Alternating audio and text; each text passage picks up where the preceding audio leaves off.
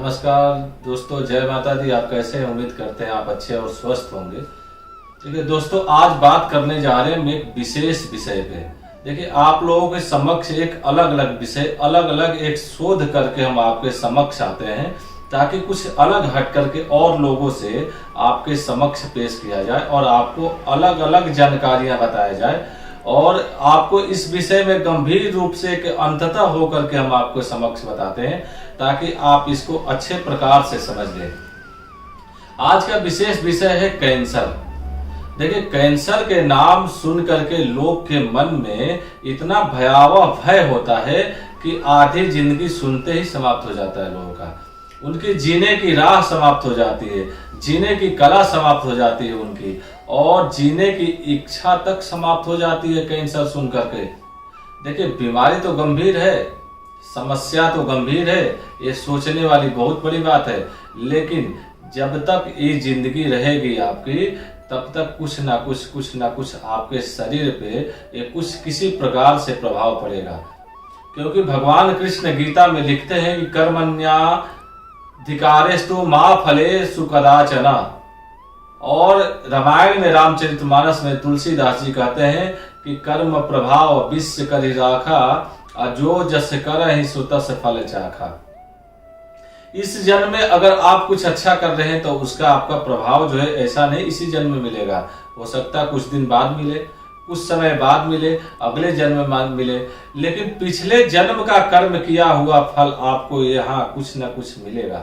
ये सब का लेखा जोखा आपका और हमारा कर्म है। इसलिए कर्म का प्रभाव बहुत असर होता है, और कर्म का मारा, कर्म का भागा व्यक्ति बहुत ही बुरा होता है।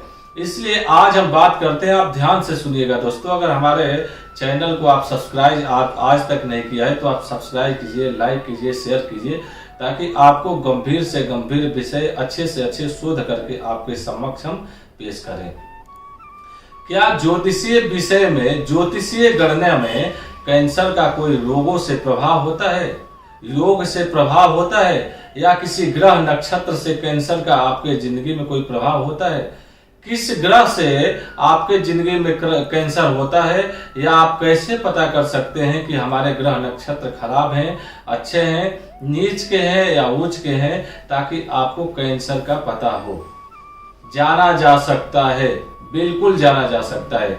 देखिए, ये क्या है, ज्योतिष शास्त्र के अनुसार भी और वैज्ञानिक के अनुसार भी हमारे 9 ग्रह हैं, सूर्य चंद्रमा से लेकर के राहु केतु, और सूर्य और चंद्रमा ध्रुव तारा।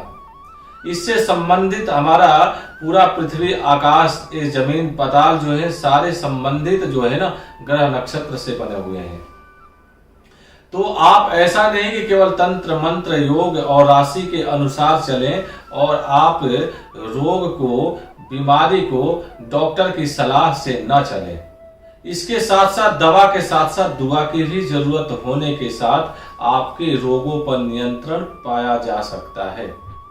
अब हम आते हैं कि जन्म कुंडली में, आपके लग्न कुंडली में कौन से ग्रह कमजोर होने के चलते ये भयावह कैंसर की बीमारी बनता है। देखिए, हमारे शरीर में 2 प्रकार की कोशिकाएं होती है, एक श्वेत कर्ण होता है, एक आपका रक्त कर्ण होता है। ये दोनों प्रकार की कोशिकाओं से कैंसर की संभावना होती है।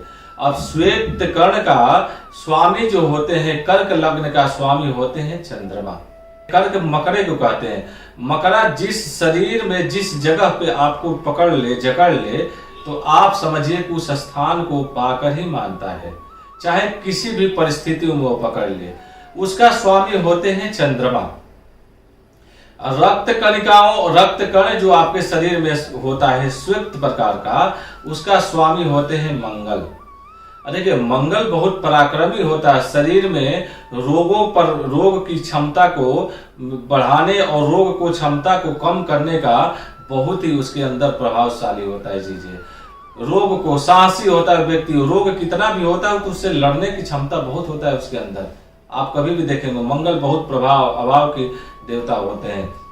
तो आप समझिए कि कर्क यानी मकड़ा का स्वभाव, कर्क और मंगल, ये दोनों अगर आपके जन्म कुंडली में अगर कहीं भी नीच का हो, पाप ग्रहों के युक्ति से दोष हो, तो कैंसर की भयावह बीमारी बनता है। इसका लक्षण कैसे आपको पता चलेगा? इसका लक्षण ये पता चलेगा कि आपके शरीर का बालों का आप देखेंगे पीछे से बैक साइड से ये काम करता है आपको, क्योंकि बालों का आपका जड़ी बाल जो है पीछे से आपके बिल्कुल प्लेन होते जाएंगे और वहां का चमड़ा जो है आपका बिल्कुल श्वेत रंग का होते जाएगा।